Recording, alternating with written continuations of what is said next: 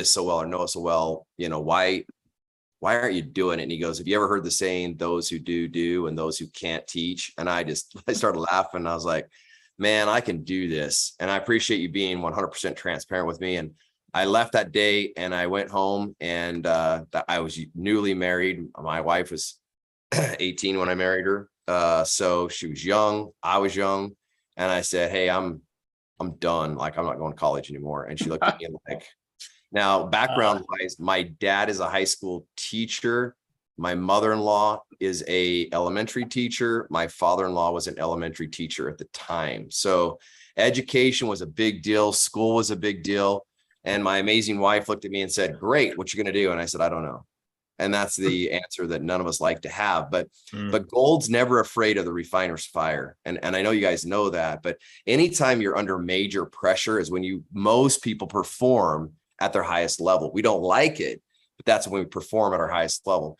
So at that time, I jumped into sales. I started selling saddles and boots and all sorts of stuff.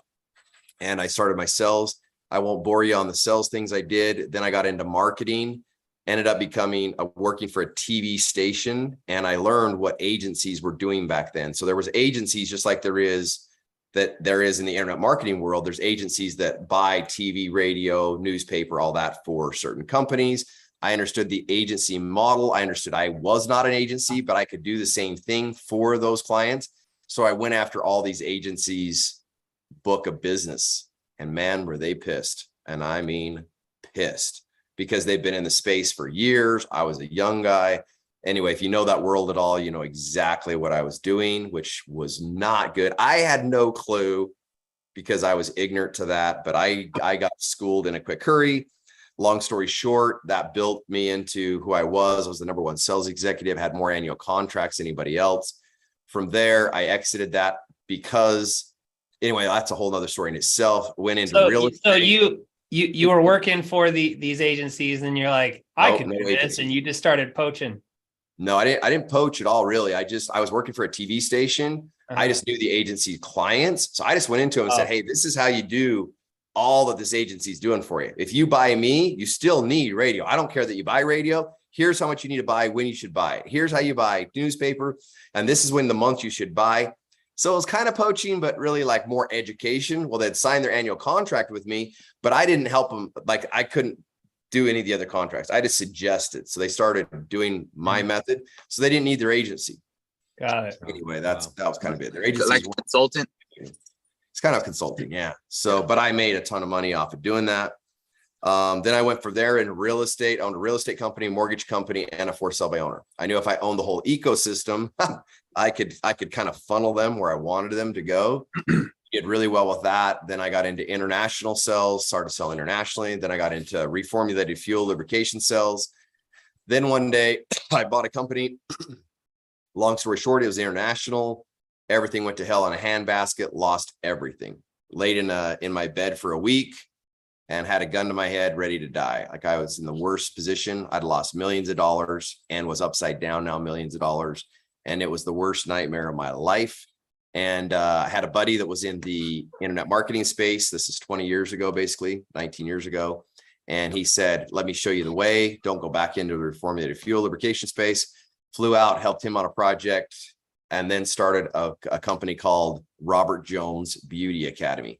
That is the largest online makeup school. That was private labeled for every Paul Mitchell school and has residually been going now for 18 years. So that was the foundation. Thank you. Starting continuity, residual income for me.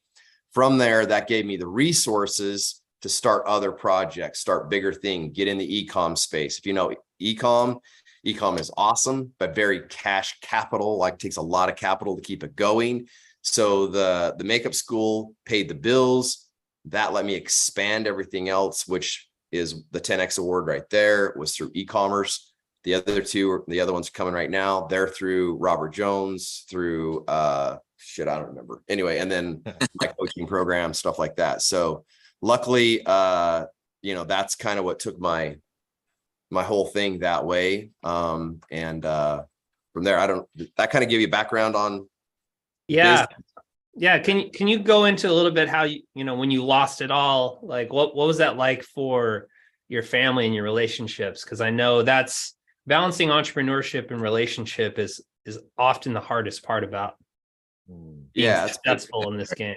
That's good. So at the time, well, affected it. I mean, I was checked out. I mean, when I at that magnitude, it was devastating for me, because at the end of the day, it was all over a stupid patent, and I was the money. And when the money came in, I was the source that just kept draining it. And I knew I could get it eventually bailed out, but it got so bad that it was like, I never got to experience the joy of buying this company, right? I just got to experience the joy of losing everything because I was the money in this company. So that was really, and honestly, so here's the hardest part when you go through something like that. You go through being able to, when your friends call to do anything, go, heck yeah, let's go. Let's drop everything and rock and roll like I am today.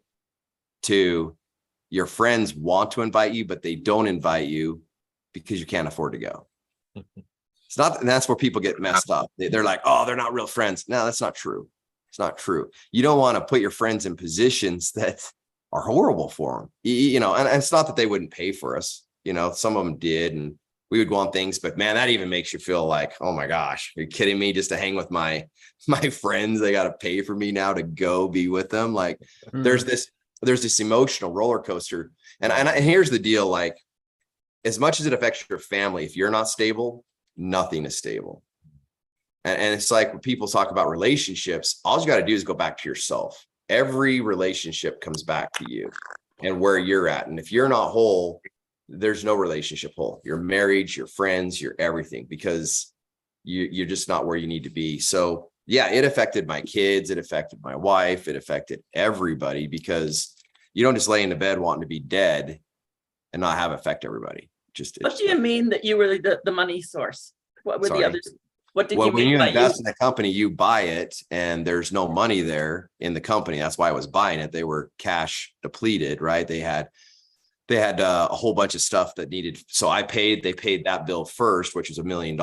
And then, you know, when there's a lawsuit, they come in and sue the company, because now they know they got money. They wait. I mean, people will wait. If they know a company's upside down, you can't get blood out of a turnip. Right. And if you can, you know, let me know how you do it, because so at the end of the day, people wait, right? You have to pounce when the opportunity's there. So as soon as you got fresh blood, you see that the company's doing great. That's when the lawsuit came. I didn't know the lawsuit was even there. We had no clue. We did our due diligence, but there was no way for us to know that there was a lawsuit even. Oh, wow. Okay. So there was a patent and a few things that we didn't know had been sold, and they didn't feel like they'd got what they deserved. So they sued for that. Thank you. Yeah. How did you develop personally through that process? Well, it was a critical moment. Like I was laying there, and the story is, and you can take this from God, universe, however it is, but it was like, those of you that don't know me, like I'm a very driven human being. So when I take on, like I've raced bikes, semi-pro, I rodeo at the top of my game. I've bodybuilded, won swords. I've won the overall. I mean, whatever I decide to go into, I do not do it halfway. I'm all in, or I don't do it at all. So I play full out. And so what happened is I'd hired a lot of coaches to this point. And I remember this voice in my head saying, you know, you'll pay all this money for a coach to drive you to a level that just, you know, you demand them to drive you to be at this top level. Yet when God, universe, however you say it, does this to you, you give up, want to be dead. And I was like, it's crazy, right? I was like, damn, what are you molding me into? And I was like, boom, I got out of bed and I was like, game on. If the universe, God wants to, you know, mentor me, then by hell, I'm ready. Let's go. You know, I'm not, you know, like that's the world's best mentor. Right. And I was like, okay, let's go. And that was the turning point. Literally, it was just that quick. And I was up and started working on stuff, and I never have looked back. It was just, let's go. And we've done what we've done. So it's been great. Wow. That's awesome. Yeah. Amazing. Yeah. Any questions from anybody on kind of that section of Bart's story? I'll just chime in and say, Bart, I completely appreciate and love that. I think I'm in a very similar spot to where you were when you say, hey, I'm going to go after this, whatever the hell it takes. So I'm doing a men's physique competition next year. When you just get so laser focused in on something, dude, and just like come hell or high water, you're going to do it. So I appreciate that, dude. Thank you for sharing. Yeah. Let me know when your competition is and where you're doing it. And do you have a coach? Yeah, I've got one of two guys I'm working with. We were actually going to connect to Funnel Hacking Live. Sorry. No, it's all good. I know we were both running around through my buddy Scott Kincannon. Cool. Nice. Yeah. Best of luck. I'm going to compete probably in Utah. I'm hoping March. I think it's the Utah Cup. So that's awesome, dude. Congrats. Thanks. I will not be in the bodybuilding competition. I'll be in the dad bod competition, taking a gold medal. So got to have a good before to have a good after. That's right. There you go. Cool. Tell us about the beauty school. So that was kind of when you, correct me if I'm wrong, that was one of kind of transitioning to online marketing. Yeah. So what had happened is I was with a guy that was teaching me internet marketing, and he's like, you have to really have something that speaks internationally to the world if you want to make a lot of money, and something that will go through a depression or recessions. So we started looking, and we found that in World War II, women would still buy a lipstick. No matter what it took, they weren't going to go without their lipstick. So I knew makeup was a really good thing to be in. So we started in a different category first, and then we transitioned because I knew that Robert was the best in the world. I just didn't know if I could get to him. Through my network, I got to him, and then was able to sit down. We made a deal at that point in time and launched Robert Jones Beauty Academy, and here we are today. But reality is that we sell at least 30% of our sales is out of Russia. I know, crazy, huh? Hasn't really even stopped since the war, which is crazy. We still get a lot of hits out of Russia through those different areas. But makeup, the cool part about it is we teach women how to apply makeup. We don't sell makeup. We teach you how to undeniably beautiful is that's our tagline, undeniable beauty. But we teach women how to apply makeup. So our courses resonate with all sorts of people. And that's why we're able to be private labeled for Paul Mitchell is we don't promote a brand, we promote a way to apply it. So it's like cutting your hair or doing anything else. So a lot of companies use us to teach that method, and then they sell their makeup. So. Okay. So I'm not familiar with Robert Jones. So Robert Jones, who is Robert Jones? I guess would be a good question. If you go to robertjonesbeautyacademy.com, you'll see Robert Jones. He is a professional makeup artist. He does Cindy Crawford, Selena Gomez, a lot of the Sports Illustrated models. He is a top makeup artist, a professional makeup artist. So you said through your network, you're able to get in contact with him. Can you kind of describe that process? Because I think a lot of us have a dream 100, if you will, they have a dream 100 and they want to make these type of joint ventures. They see how they can add value to that influencer, coach, or whatever. This is where I'm at. And, how do you build those relationships and have those high level conversations? Okay. So so you want me to teach you how to build relationships, or how did I get which? So I guess, I mean, that's my mindset behind the question, but how did you build that relationship with Robert Jones? Okay, so there's a guy named Kent Derricott, which is the largest celebrity in all of Japan. He's launched a lot of network marketing companies in Japan. So Kent was a really good dear friend of mine. I already knew Kent. Kent happened to know a lady named Christy Thuiston. Christy Thuiston owned a makeup company called Marabella's, which Marabella's was in all sorts of different schools and things like that in that world. So Kent knew Christy. So Kent called Christy. Christy knew Robert because Robert had worked for her with her makeup. And so Kent introduced me to Christy. Christy made the connection to Robert, reached out to Robert. That's how I got to Robert. Now, once I met with Robert, I already had an entire plan, everything laid out. I knew exactly what I wanted. And it literally took us a few hours to say, hey, we're going to do this. But we had very substantial friends. Like he knew that, Christy was real. He knew that Kent was real. He knew that I was real, if that makes sense. So how I was introduced wasn't like I was just like kind of introduced. Like I was introduced by very high profile individuals that, he could have security to know that what we said we were going to do, we could accomplish it and we could do it. So he took that leap, and thank God he did. Here we are today. So that's how that happened. That's cool. So that's been in operation for how long did you say? 18 years. Wow, still going strong. Yes. Um, Can I ask a quick question, Caleb? please go ahead.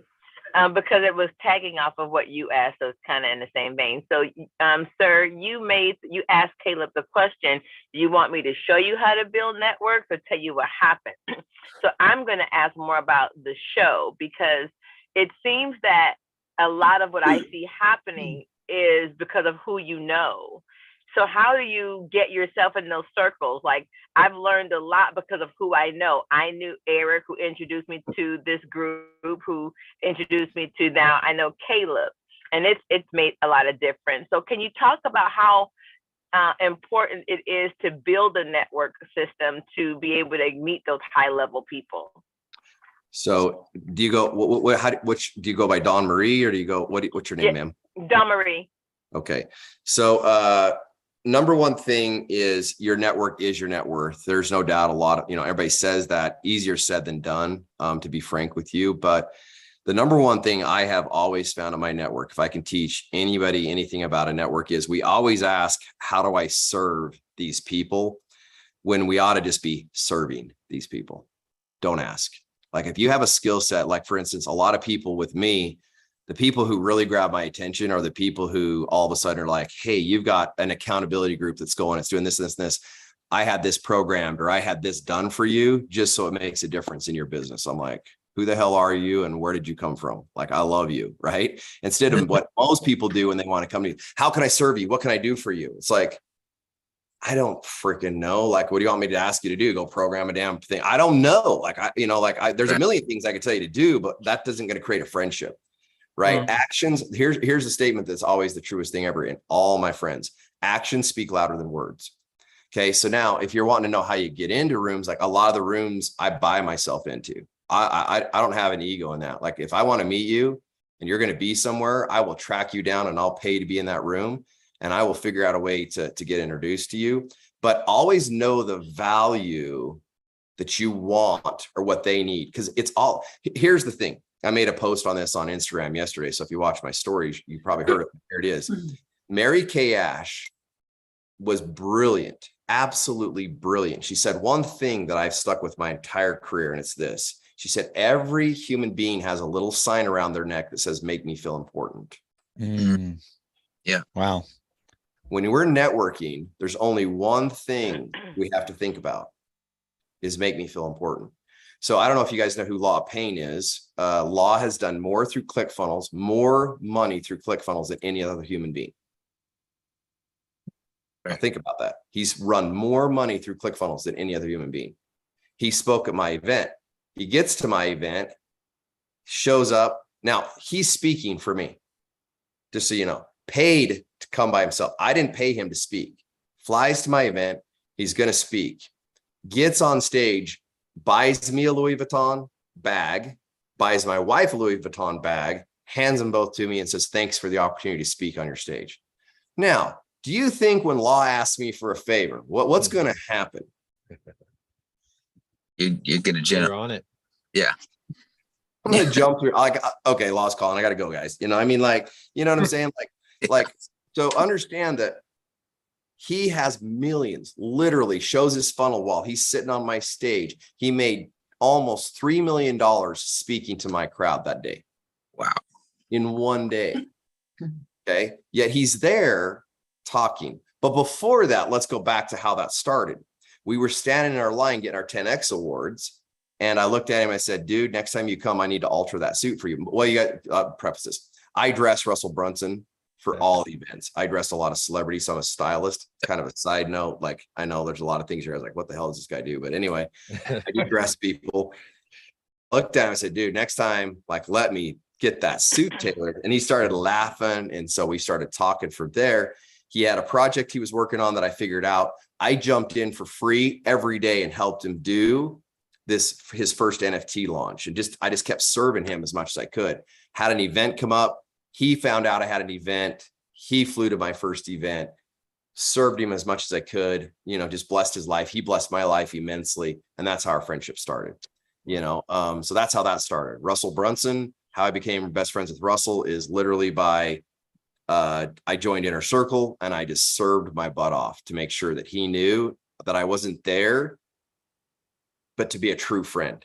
Like, it wasn't to be in business. It wasn't all this. I could care less about that. If that never happens, I'm totally cool, because Russell was a human that I would have at a family reunion. Law Payne is a human I would have at my family reunion. Like, if you go look at the Rolodex, Kent Darracott, I could call today, the man would do anything for me, but he's one I would have at my family reunion.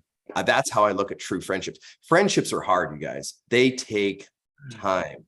They take so much energy.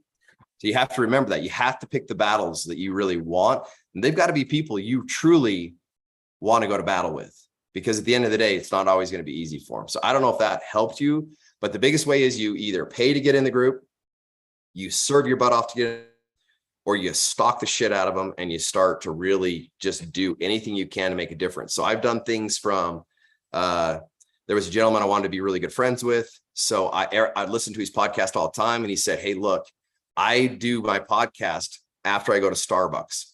And I picked up on that. So I sent him $100 card in the mail for Starbucks and said, hey, just want you to know I'm grateful for your podcast, and I wanted to support you by making sure I'm buying your cup of coffee. I hope you have an amazing day. The next day, I sent him, like a week later, I sent him a Starbucks cup that was really a cool mug I had designed for him, sipped it to him and said, and here's the cup I want you to have your coffee in. And he instantly called me.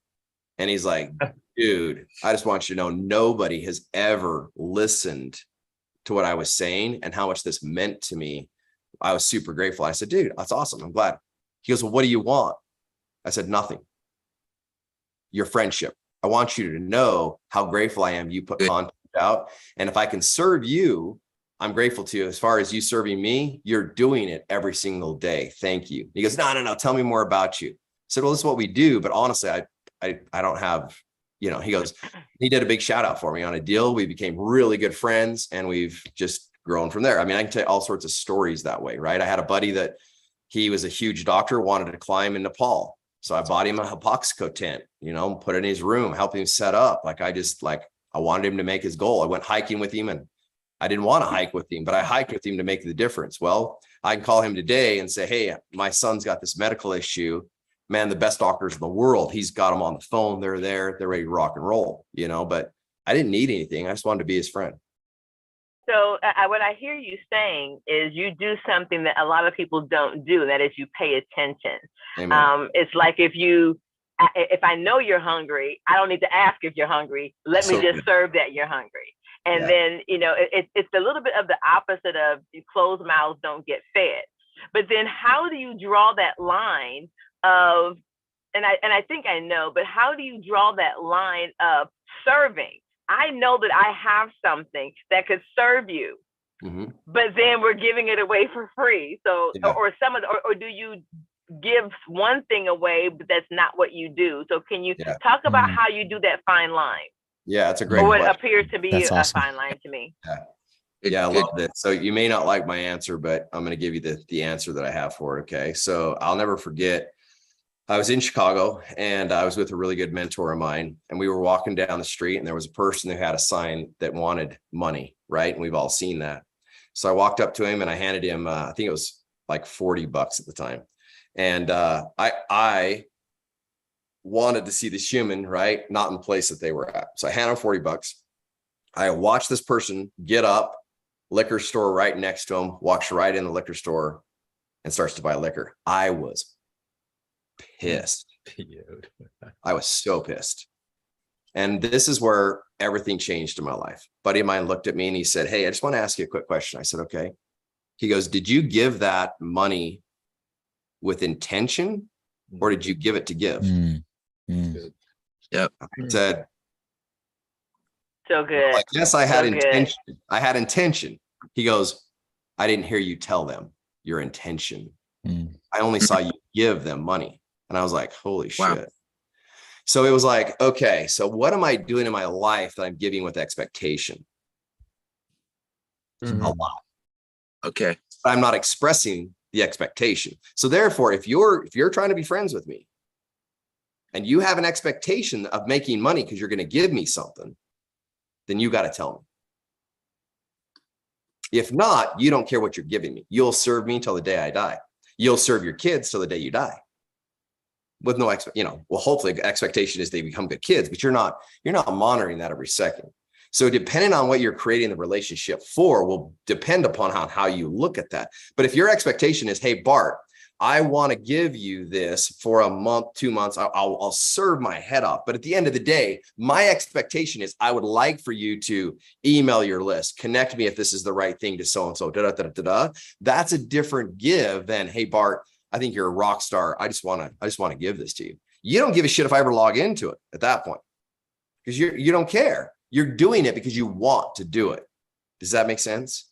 Makes perfect sense. So and on the networking side, if your goal is to build relationship, then you're serving into the relationship. And then when you're talking to someone, you say, I want a relationship and I'm going to do and serve you because I know the relationship is more important to me than fill in the blank. But if you're like, okay, I need your money because I need this big deal coming up. Hey, I'm serving you. I want to connect with you, but I'm looking for this to come out the deal. But I need you to get to know me and who I am so I can get your money. Amen. Okay.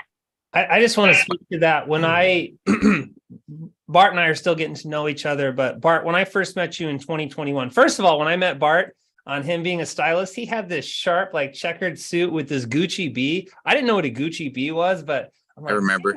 Like, I remember oh, that looks good. I need a Gucci B. So I Googled Gucci B and I realized I need an award on my wall before I can buy a Gucci B.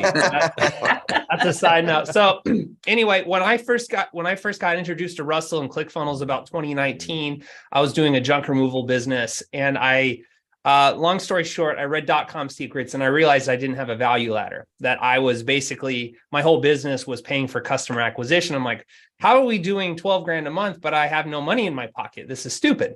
Because it was a front end offer. I discovered Russell. He blew my mind. I geeked out on ClickFunnels and, taking all his trainings and everything. And then led me down this rabbit hole where now I'm building funnels for people. And this is my full-time gig. So in that journey, I started looking, I said, okay, I can't do things on my own anymore. Like I need a coach, but I couldn't afford a coach. So I just started to look and see, okay, who's actually operating with funnels at a high level? That's when I discovered Brian Delaney. I realized Brian Delaney was actually connected to my church. If you don't know Brian Delaney, he's one of the most successful funnel guys, funnel consultants in the industry. Found out that he was in the inner circle. Like, what's the inner circle? And then I started snooping around who's in the inner circle. And I saw Bart Allen Miller. I'm like, $1 billion cowboy, interesting character, right? So I just kind of started to observe, like, okay, who's operating at a higher level? Like, network is the net worth. Like, I need to increase my network because I was working full-time as a nurse and I love nurses, but they're broke, right? And so I needed to start surrounding myself with other business owners and learning from them. So kind of in that journey, I discovered Bart. I really didn't know anything about him other than he was like always in the background when I see a picture of Russell. I'm like, okay, who is this guy, right? And then I almost like ran into him at Funnel Hacking Live and I'm like, you're Bart Miller. And he's like, yes, I am. And we just started talking. And then Bart's kind of sewed into me for about 10 minutes. And he connected style to hook, story, offer, how you can use your style really to capture people's attention, tell a story, and present an offer. And even if that offer is like, hey, let's reconnect outside of this circumstance, let's grab coffee, let's build relationship. And it's obvious that Bart is driven by relationships. So that's how I started to meet Bart. And honestly, it was really foundational for me because for a long time, 11 years, my identity was a nurse. My identity was wearing scrubs. The joke is you wear pajamas to work. And I'm like, and honestly, shedding kind of my old style was part of stepping into this new role I was doing. And Bart spoke into that. He probably didn't even realize it, that like he had a little impact on me and just how I thought about myself. And, I shaved my head for a long time. And I was kind of like, John the Baptist in the desert. Like, I just didn't care how I looked because it didn't matter. And he spoke into that. And I went, okay, I need to start thinking about how I present myself, especially if I want to be a, 5-6 figure consultant for other businesses. Right. And so that was just kind of a seed. And then prepping for FHL 2022, I'm like, I want to sew back into that. And so I kind of made my little Dream 100 boxes, and I got Bart a little gift just as a way to say thank you. And I had I know Bart's a person of influence. I know he has an email list. I know he has a network, but honestly, I had no ask. It was more just like, hey, thank you, And so I love that that's how you operate, because that's really how I operate. Like, I look for opportunities just to serve. And to find something that I can, even if it's like a tchotchke, like, hey, thank you. And here's a tangible gift as a way to say thank you. If you remember me, great. If you don't, you know what? I'm just saying thank you. So I totally identify with that. And that's honestly why Bart's here, is just because I wanted to build relationship with him. And so anyway. Yeah. Well, if he hadn't done that, I probably wouldn't have been here either. Let's be clear, because this is going to sound really egotistical, but I get invited on so many things like this. And most of you know, if you don't know, I coach, high ticket coach. So my offer is a $40,000 offer every other week. So me coaching is like, that's how I make my living. Right. And I have clients that are not stacked up, but enough that my high ticket's full, my low ticket's full, my accountability groups are growing like crazy. Right. So for me to take time off, I just came off of 3 accountability calls, pop on here. Right. But I did it because Caleb served at a higher level. I saw what he was doing, and that to me meant a lot. Therefore, that's worth jumping on and serving him at a higher level, because he's the type of person I want in if I had a family reunion, I don't care what he's making. He's a guy I'd want to show up, because at the end of the day, he's serving and thinking at a higher level, and that vibration will make me go to that next level. So I appreciate you and what you've done. Thanks. What do you think most people are missing, Mr. Cowboy? What do you think most people are missing in their business, or that could help them? Yeah, good question. I love this lady, man. You're awesome. It's a good question. So she is great. She is great. Yeah. Beautiful smile, beautiful energy. Value all the way. Yeah, 100%. Number one thing is, and this is just being frank, they're thinking about themselves more than they're thinking about who they're serving. And if I go through, even in my coaching, and the next thing is mindset. I could take on this call right now, and I promise you somebody is beating the shit out of themselves right now. They don't think they're good enough. Okay, there you go. They don't understand who they truly are, and they don't understand their why and why they get their ass out of bed. And most of the time, they're even questioning themselves when they get out of bed. So the one thing that most entrepreneurs, or I would say human beings, are fighting today is their own mindset. And that they're trying so hard to be good to others, but they're so desperate that all they can think about is themselves. What can I get out of this so that I can be at that next level? Right. And that's the hard part to be at when you're at such a low level that you don't know what the hell you're going to do tomorrow to pay the bills. Right. So you just get to where it's like, anything, I'll just grasp for anything, instead of it's going to work out. Universe, God, whatever you want to say, has got me, and I'm in the right place, and I've got to let that energy just attract what I want. Okay. And I'm getting way deeper than I should get on this call here. But at the end of the day, those are the two things, right? So in your mind, the number one thing that you gotta be able to do, and I coached on this morning, if you go watch my Instagram, is that if you're having a hard time with where you're at today, the number one reason is because you don't love yourself. And I can take the most macho man that there is on planet Earth and walk him into the rodeo arena, watch him bulldog fight. That doesn't mean they love themselves. And most women, if I sit down with them, 99% of women give their lives away to somebody else, not themselves. Yeah. Wow. Yep. And we let them, as men, we let them give their lives away. They give their lives away, their dreams away to their kids. They give their dreams away to their husbands. They give their dreams away to everybody else but themselves. And we, as men, allow it. That needs to stop. I'm a huge advocate for women, because at the end of the day, but no, seriously, like, women sacrifice everything to serve. Okay. And I think it's so beautiful. But at the end of the day, you deserve your dream as much as I deserve mine. And therein is the challenge, because you're absolutely right. With women, it's nurturing. We're the ones with the babies in the belly, and the babies never go away. Yep. And the big challenge for me anyhow, and I expect for other women, is to find that fine line that Dawn Marie was asking about, where we just give.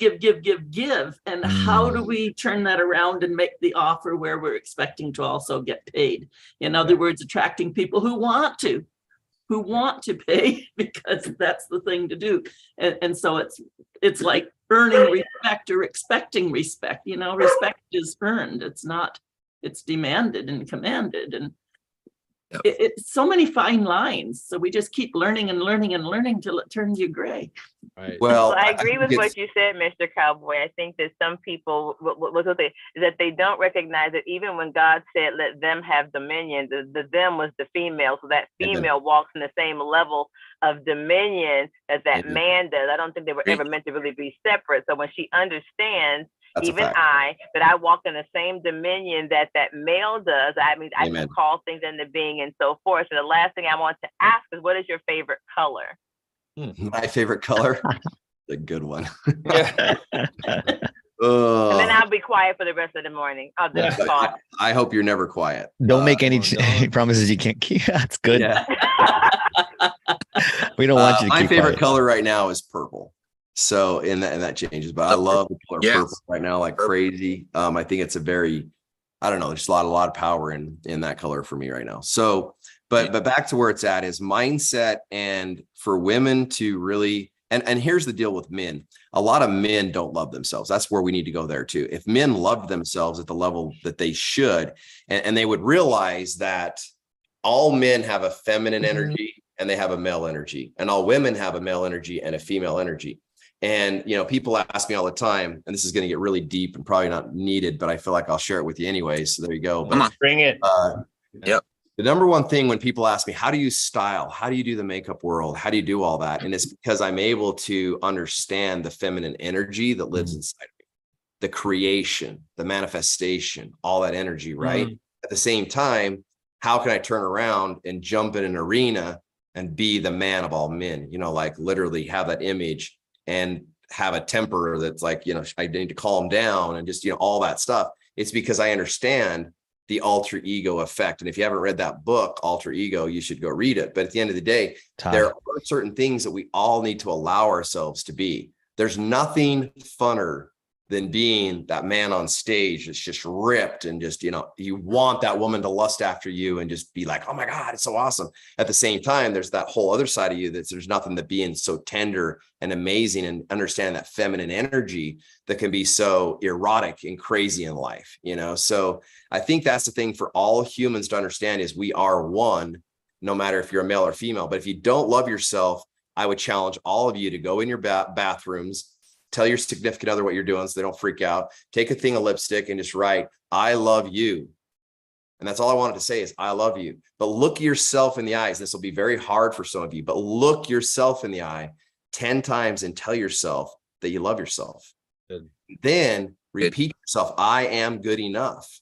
I am good enough 10 times, and watch the difference that makes for you in 30 days.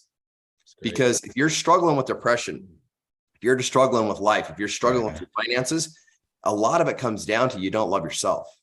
So how do you want somebody else to love you? And I know that you're like beating yourself up. Well, it's because I'm not good enough. I'm fat, or I'm this. You have all these excuses. But here's the thing I want to ask you right now. On a 1 to 10 scale, if I said tomorrow morning, I'm going to give you $1 million for waking up, how excited would you be to get up in the morning? Spring out. 10%. 11. You would be getting out of bed at 11, right? You'd be like, holy shit, I'm out of bed and I am ready for the day. But if I said you're going to die today, it's going to cost you $1 million to be alive tomorrow, how many of you would pay the $1 million? Absolutely. Yeah, you'd be like, hell yeah. So it doesn't matter. The $1 million isn't what you're, it's you guys, the energy is worth $1 million getting out of bed because you're alive. Grateful for that. Let your feet hit that and just go, so grateful, universe. Now direct me, God, direct me right now where I need to be. And I'm going to go do, because I only have today. You only have the day. I don't know if I'll see any of you tomorrow. It's good. Crazy. I don't know that though. That's a fact. I don't know anything about your past. I could care less. The only thing that matters is right now, today, right? And so I'll never forget this moment when I was with Tony Robbins. He said, turn next to the person next to you and give them a hug. And I was next to the biggest, burliest dude in life. And I'm like, okay. So I turned to him, we do the, hey dude, hug. And he goes, if your life depended upon that hug, would that person be dead or alive? And I guarantee you that person would have been dead. He goes, it takes the same energy to give a real hug as it does a fake hug. And I was like, shit. Wow. So true. So true, right? So from that day forward, if you ever give me a hug, you get a real hug. Yeah. I don't care who you are. All right. Love Okay. it. So that's just something to think about. So anyway, I saw a hand. Go ahead. Quick question, Bart. Yeah. So are you using this as a method as well to overcome the self-doubt for people who are like not convinced that I'm not ready to jump into a 10K program, coaching program, high ticket program? Is that something you're saying, I'm gonna adjust your mindset by giving them that boost and then they commit? Or how does that look? I mean, Great we only question, have a few more minutes, but yeah. So yeah, Mike, I'm very much on you need the right coach at the right time makes all the difference in the world, right? So, but I'm not the kind of person that says, oh my gosh, just buy a 10K program to buy a 10K program. So I'm all about like, if this human has the recipe, and if you get in my ecosystem, you hear me talk a lot about recipes. Like, here's the analogy I start off with is, if I ask all of you to bake brownies from scratch, could you do it? And there's always one person that says, oh yeah, absolutely. Well, that's great. But most people, if I ask you if you can make brownies from scratch, go, no. I say, well, can you bake brownies if I gave you a recipe? Could you follow a recipe to the T? And most every one of you will say yes. And I'm going to ask you the same question. Does that recipe care if you're poor? No. Does that recipe care if you're rich? Does that recipe care if you're Black? Does it care if you're Hispanic? Come on. Does it care if you're white? What does the recipe care about? If you just follow the recipe. Follow it. Wealth is the same thing. Wealth is a recipe. Don't be misled.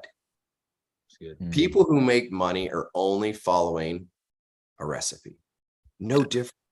And if you look at life as a game and as a recipe, you will kick ass every day. You'll want to get up every day and go, put me in, coach. This is just a freaking game. $10,000. That's just a vending machine to me. Like, it's just because the recipe is all I got to do. I just got to find the person who has my recipe. So this is the problem though. A lot of people will come to me and say, hey, I want to follow your recipe, but I want to cook cake. I got a brownie recipe. I'm not cooking cake. They're not the same. Close enough. Bullshit. They're not close enough. You're not going to get what you want by following my recipe. So don't follow it. Oh yeah. I'm going to get there. I'm going to get there. And they try to add this, and I'll just tweak it this way, and I'll tweak it that way, and I'll get my cake. And guess what? They're always the client that's bitching and moaning because I'm not seeing success. You're right. You're not baking brownies. You're trying to bake a cake. Makes sense. Okay? We are, Bart, I want to be respectful of your time. I want to hear 2 30-second takeaways because we're out of time. I just want to finish. At the end of the day, follow whose ever recipe fits you to a T. Don't sacrifice the recipe. That's all I'm going to say. Okay. So do that. Now, 30-second takeaway. Sorry, one more time. Yeah. I want to hear from the group. Brendan, you're insightful. I love your insights. What's your takeaway from Mr. Miller today? Yeah, I think the biggest thing, that chain around your neck, make me feel important. That's huge, dude. I love that. Thank you. You bet. My biggest takeaway, Bart, you basically, I've been struggling for the past, I don't know, year and a half for trying to figure out my own brand. Got a lot of success with the agency, but I'm doing my own. And I've been trying to figure out like, what's my best attribute? What's my best, my best thing. And you just pointed out, my best thing is I'm the best friend to everybody that I know, and I could test that with Caleb. He started it. So I reciprocated, been with him for the past year and a half now. But I realized that is my best attribute. So you just telling me, explaining that to us, that just rocked my world. That just turned it all around. it changed it all up. So thank you for that. So welcome. Honest. And I appreciate your compliment you gave me last year at FHL when you complimented my dusty lowrider hat. That was a good looking hat. He's like, forgot. he's You like, remember that? this outfit has a story right here. Yeah, 100%. Yeah, Scott, what's your takeaway? I wrote down who do you want at your family reunion, build the network that way. Mm. Good. That's good. Bart, Yeah. how can we learn more about you? Join your high ticket programs. How do we get into your world? So my world, probably the best way if you don't know me is go to idoepicaccountability.com. That is my low ticket offer, which is just an accountability groups. And you'll see that I'm very much based on everything's accountability. My high ticket to low ticket. If you set your goals, I help you get your ass there. That's it at the end of the day. So I do Epic Accountability. My high ticket, go to idoepiccoaching.com if you want to see my high ticket funnel and, fill out if you want to call. Like I said, I'm pretty, I'm full right now. That doesn't mean I'm not open to look at somebody that comes through. So, fill it out if you really feel impressed too. That's great. My mid ticket offer is a 6-month offer. And I cannot remember the URL on it ever because I only like selling my low and my high. I don't know why I don't like selling my mid ticket because it's awesome. It really crushes it. Mid ticket, my low ticket, mid ticket offer is really for $0 to $100,000. If that's where you're at, that's where you fit. Anything above that, you need to be in my high ticket, and everybody should be in my accountability groups. I don't care who you are. So that's where that lies. So have you written your book yet, Bart? No, I haven't. I need to write a book, but I haven't done that. I rodeo and rope and play too much, and that's the problem. I got to slow down. So I want to deliver value to you. My focus is on really book funnels for business consultant and coaches. So I'd love to offer just a few 90-minute Zooms with you, and you just dump your framework, your stories. We'll transcribe that. We'll put that into a book, and I will put that in a funnel for you. And I just want you to be successful with it. Man, So, Yes. Yep. so That'd be awesome. We could talk more about that offline, but I want to sew into you and build into you with no expectation. And so if you're okay with that, I'd love to talk with you more about that. I would be honored. It'd be awesome. Bart, you're more than meets the eye, and you reaffirmed a lot of things that God was telling me. Okay. One thing I want to give you guys is that we focus on ourselves, that Bart was talking about. We focus on ourselves and our needs.